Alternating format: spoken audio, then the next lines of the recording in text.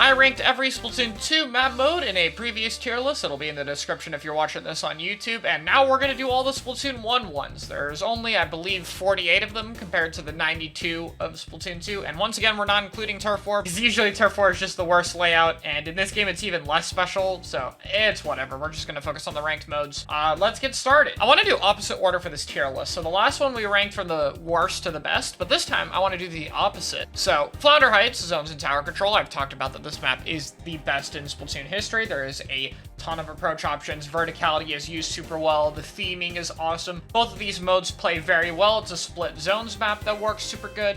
Tower control goes down, but it moves towards spawn consistently. There's a lot of ways to push in and defend in both ways. The map doesn't work in Rainmaker as much, but it's overall really good. One that I think people don't realize is really good is Hammerhead Bridge. Now, this is a stage where it's a bit difficult to rank in terms of Splatoon 1 only, because in Splatoon 1, things like rollers and brushes could not roll along the grates like they can in Splatoon 2, so it's mostly a Splatling favored stage, and I guess some shooters like the NZAPs and shooters stack better with run speed.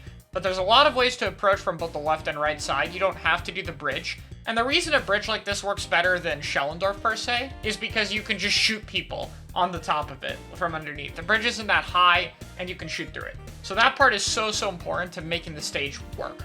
Rainmaker is a bit cheesable, so it's not as high as the others, but it's still a very solid stage. The main thing about this stage is, like with Flounder Heights and like with some of the others we're going to cover, if you add in Splatoon 2 and Splatoon 3 mechanics like Squid Roll, Squid Surge, rollers and brushes rolling, brellas, etc., these stages become even better. But even in the context of Splatoon 1, I think it's very good. Alright, next up is Mahi on Zones and Rainmaker. So this map has the best gimmick of any Splatoon stage, which is when the time or objective reaches a certain point, the water level drops and more stage becomes available. The stage kind of moves and shifts a little bit, which is awesome. It means there's more paint and more options to move in the middle of the game. It means it changes midway, and it kind of makes it more of an adaptable thing. Zones and Rainmaker both apply to the objective. And even then, even before the water level drops, the amount of movement options on this stage is fantastic. Flounder Heights is a short-range stage that is playable for long range, like it's fine if you're a charger, etc. And Mahi is the opposite. It is a long-range stage that is fully playable for stuff like 10 attacks. It's really, really well done. The gimmick feels amazing. There's a lot of options to move both before and after. After the water level drops, the stage just gets even better, and it's already super good. Really hard to complain about it, honestly. It works so well. I'd say Rainmaker is probably slightly better. The amount of movement options available to you on Rainmaker is ridiculous. It's crazy for this map. It's absolutely insane. And wrapping this up, we have the Splatoon 1 ported map museum. So Zones and Rainmaker are pretty simple. Zones has a limited amount of push options to get into the opponent's spinner, but it honestly works pretty well. You have to have a very solid advantage to push out of mid. You either have to go from the spinner or you have to do a tight jump on the left side. But if you're coming back from spawn, there's a flank on the right, there's the middle route, there's dropping left. There's a ton of movement options to push in. Getting from mid to the opponent's plat is difficult, and I think that's completely fair. Rainmaker has a few different movement options. You can do a jump on the left side of it, you can go through middle onto a block and cut left, or you can go right side, use the block as cover, and then either way it converges onto the pedestal. A lot of places to defend from, a lot of places to move. Really well designed stage, honestly. It fits so well. S tier.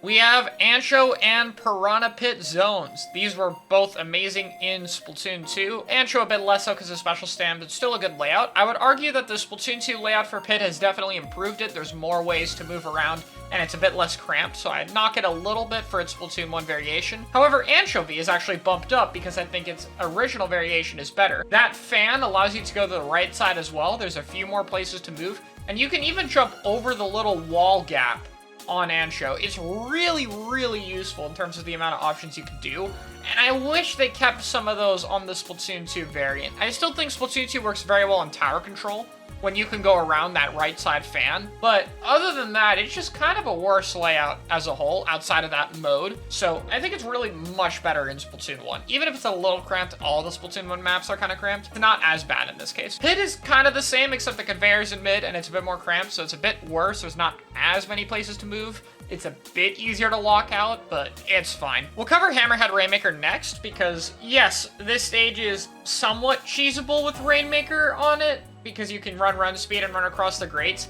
Even then, though, I think that's partly attributed to the main weapon Rainmaker of Splatoon 1 being insanely good, and even then, if you position fine, they should not break it away. If they're gonna run speed across the grates, you probably did something wrong. It is a little bit more cheesable, and that's why it's a bit lower than Zones and Tower, but it honestly isn't that different. So outside of a bit more run speed being needed, I'd say it's fine. Tower Mahi. So there are two smaller downsides with Mahi on Tower compared to the other modes.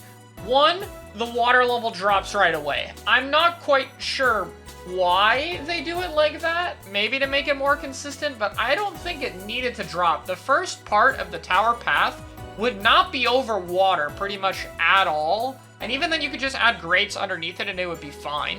So I don't know why they didn't just let the water level drop at 50 or 40. The other part is the second half of the tower, in which I'm confused. Why is there not a platform under the tower? It would be so easy to add a little black platform like the rest of the stage that comes up from the water that can just cover the area between that final section, what would be a second and third checkpoint in Splatoon 2, honestly. It'd be so easy to add that in, and I don't know why they didn't. If they added that and the water level dropped, it would be up here, and it would honestly be even better than Zones and Rainmaker.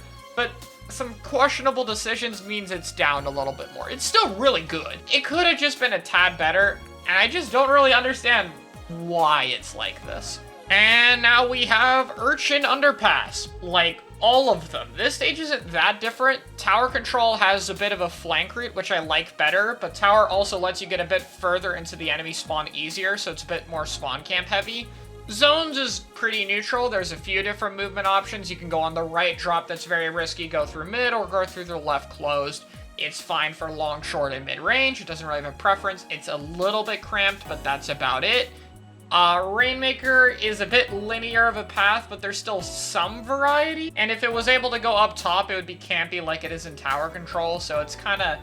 it's there, it's fine. This map is like very close to being an X tier on all of its modes. It just misses a little bit of something. A little bit more movement options on zones, a bit more options for the team defending on tower, and somehow introducing another path on Rainmaker, and boom, you could bring up Urchin to the X tier. So now we go from stages that are good to stages that are solid, decent now. So we can bring the other two Anchos into this. Rainmaker has a bit of an odd layout toward the end of it. After the 40-point marker, you have to kind of take it top left. It's really weird.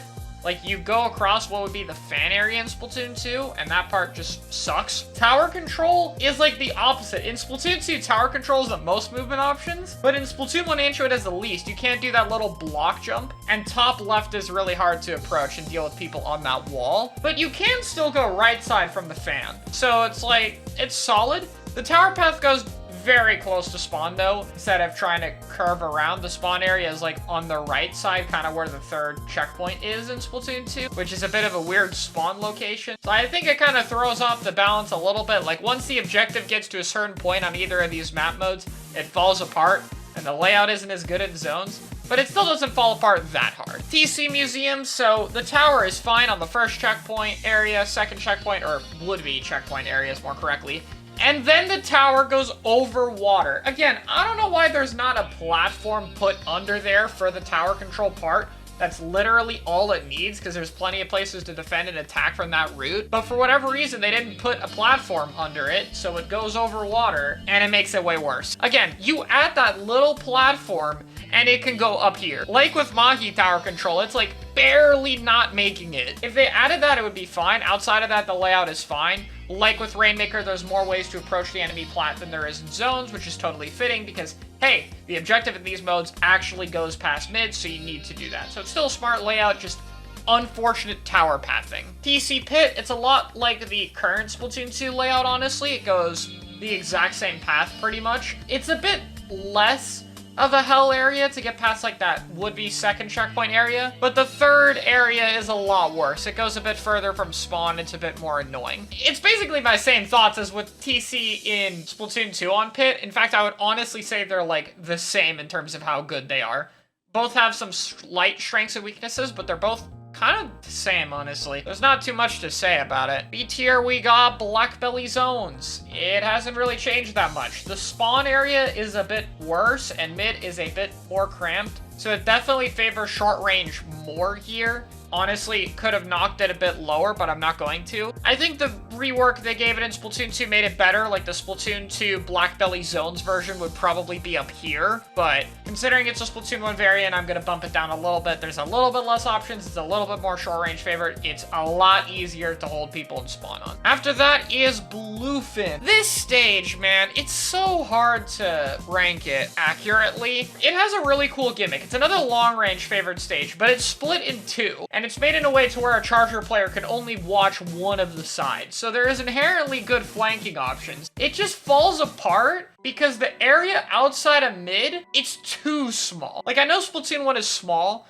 but holy crap, that area coming out of spawn and the drop, like, in between mid and spawn are tiny. They feel incredibly awkward and annoying to move on regardless of what you play. They make it when the objective moves up there, it's really awkward. Rainmaker, you have to go across grates in 2 of the 3 paths. Tower control is a little bit better, but it's still awkward. And tower also goes over water. It's only at the very start, which I don't know why they didn't connect it. I know the gimmick is the stage is supposed to be split, but they added a middle bridge on Rainmaker and a little bit of it on tower. So why not just make it a bigger connected platform and have the tower go across that platform? You wouldn't have to connect the whole thing, just make the bridge in the middle bigger and go underneath the tower. And I don't really have much to say about zones. It's probably the best in zones. Honestly, I could even consider bumping it up here. Very close. I'm gonna keep it down here. It's still really cramped at the top area, and the zone being on one side can be a bit awkward, but this layout still really works, and I'd argue zones is extremely close to being A tier. Rainmaker Flounder. So this map mode is very fast to KO, the second fastest in the game. Not the worst thing ever, because again, it's very carried by the map itself being good. The other problem is it's kind of a linear Rainmaker path. There aren't really a lot of ways to go there. So yeah, Rainmaker Flounder is a lot more limited than the other modes. It's still not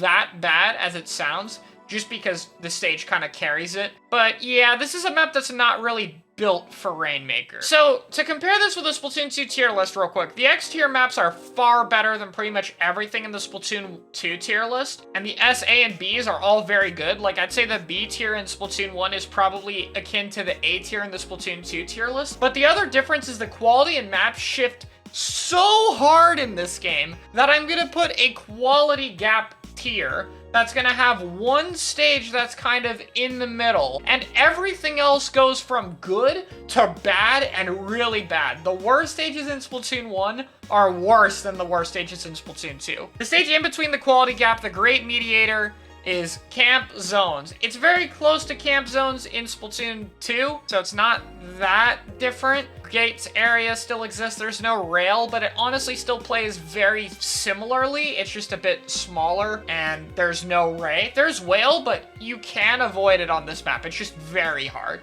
So this stage isn't good, but it still has some, like, it's a unique layout. It plays special. It's not completely horrible. It's fine on zones. This is kind of the weird middle tier map where I would say this is the only stage that's average. Everything here is like slightly good to extremely good, and everything below is bad to very bad. This is the only average Splatoon 1 stage. Very interesting spot. But with that being said, let's dip below the quality gap, in which we got a lot of zones maps. Okay, we got zones on Arowana Mall, and we have zones on Kelp Dome. These are almost the same as in Splatoon 2, but slightly worse and more constricted layouts, but they are not that different. Like, there is very little to add to this. Same thoughts I had in the Splatoon 2 tier list, not much to say. Port zones is the other one here, because port zones is split. There's like a zone on either side, so you can do strats where you'll break away with like a Kraken or a whale to cover you, and go to the other zone to deal with port lockout hell. Other than that, it's just a worse version of port.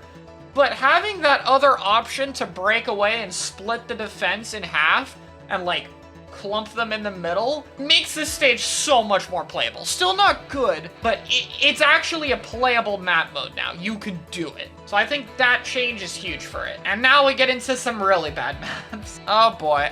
So Mall is the same. I have nothing to say about it. Like, what do you want me to talk about Mall? It's basically the same. TC on Humpback is basically the same as in Splatoon 2. The specials make it a bit not as bad, but it's still the same problems. Rainmaker and Kelp Dome, same problems. Moray on Tower and Rainmaker, same problems. Zones is a little bit different though. So Moray is a bit worse, there's a bit less movement options on the map, so it's kind of more awkward to do everything. But on Zones, the map modes are split. They're like on the left and right side. So it is either a stall fest to contest your own zone with stuff like a V-Jet before QR meta happened. But the main strat at the end of the game is you would farm a Kraken, get an Octobrush to force your way onto the Overlook, set up beacons, and QR jump there. And you would just play the opponent's side. There would be some Moray Towers maps where both teams would just switch spawns and set up beacons on Overlook. It was so bad. It was funny. Like, to play nowadays, it's pretty funny, but it's really bad. Tower Moray is over an edge, which are, if you're wondering why that's not F tier, the F tier stages are just so incredibly bad that even having a tower path over water that long does not stoop to F tier's level. Like, the D tier in this list is equivalent to the F tier in the Splatoon 2 tier list. It gets a lot worse. The port layouts are basically the same. TC port admittedly has a block on the right side, which is kind of nice, but it still makes it lockout hell, so it's still not good. Camp is the same thing. I don't really have anything extra to say about camp. It's there, it exists, it's bad. And now we can do Walleye. The specials make it a bit more tolerable, but it's still just a really bad layout. It feels the same as Splatoon 2 because they literally did not change the stage. And that leaves us with 5 map modes. Now, I will give Zone Salt Spray as being very close to being in D tier. It is not as bad as the absolute travesties in Tower and Rainmaker. And just to give some preface before I talk about these 4 maps, all 4 of these map modes were so bad that they were banned in solo queue. They would not appear in rotations at the end of the game. That's how terrible these were. So Salt Spray is a massive joke. Tower Control, it goes over water and it drops off the main ground. And in Rainmaker, the pedestal is next to your spawn shield, and you can literally walk right up to their spawn shield and basically get them stuck peeking behind the pedestal and peeking behind a balloon that's also there. This layout is a creative idea, but A, it's mirrored, so one side has an advantage, but also the entire top of the stage is a special farm. If you get control of the top, you can set up beacons to jump there, and you can have people farming specials when they have control. It's so horrible. Like, it's honestly so goddamn unplayable. Yeah, TC port is banned in solo as well, but I'd argue it's not as bad. So these stages just are nightmare fuels of lockouts. There's a ton of special spam on the top of the map. One side inherently has an advantage, and 2 of the modes are banned in solo. Travesty of a stage, dude. Travesty of a stage. It'll be hilarious if they bring this back, and they really are willing to try it. Make it a salmon run map, though. That'd be cool. Rainmaker Black Belly has the record for being the absolute fastest to knock out Rainmaker map in either Splatoon game. There was no special layout or anything. You would just run it to the goal. It would be one where you could spawn camp easily. There were like no spots to defend from. If you got a wipe and it wasn't in QR meta, you literally won the game. There was nothing that could be done about it. It was a tiny, cramped, horrible map that would end in 7 seconds if someone got a wipe. I actually played an entire tournament on just Rainmaker Black Belly. It was a gimmick tournament because of how notorious this stage was.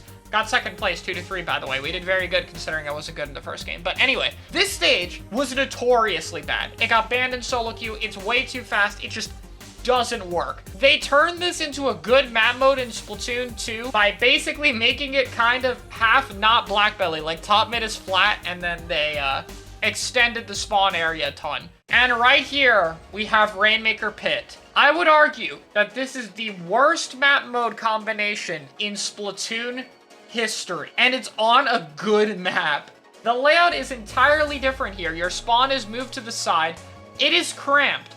There are 2 hellish stalling locations in the game was on this stage. One of the stall locations, you could literally shoot the Rainmaker constantly, not be in a Rainmaker free zone, be on permanent high ground, and wall out one of the 2 ways out of spawn while doing the objective. On top of that, if the Rainmaker got past around 50 or so, you would pass the enemy spawn shield, go down a conveyor and knock it out. Going past 50 was a game ender. So either this map would knock out incredibly fast because of the horrid spawn shield placement, or it would literally be a stall fest in the worst spots in the game. Holy crap, it's ungodly bad. Even the reworked terrible Rainmaker Pit in Splatoon 2 is miles better than this. But there you go, that's a trip down memory lane. We have stages that are far better than anything Splatoon 2 has, but also some stages that are far worse. Luckily,